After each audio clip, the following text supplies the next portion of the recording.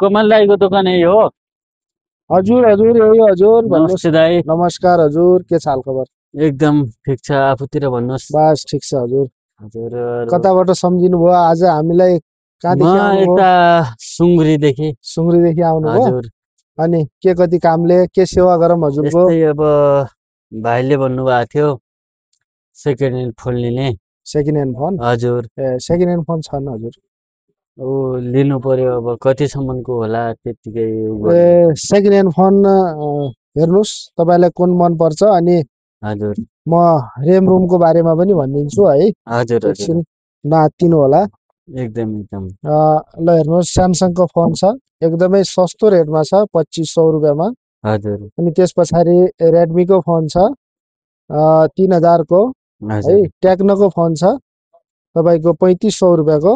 हजुर हजुर यो ओप्पोको फोन हेर्न सक्नुहुन्छ 3000 मा मिल्छ तपाईँ। 3000 हजुर।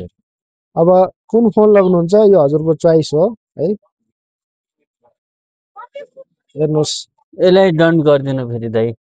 ओप्पोको लग्नुहुन्छ त? हजुर यसलाई डन ल ठिक छ हजुर, मात्र 3000 रुपियाँ दिनुपर्ने हुन्छ हजुरले। एकदम दाइ दिदिनु। हजुर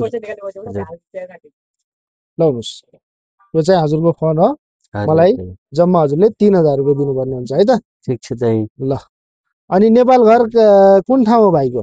मेरो कालीकोट हो दाइ।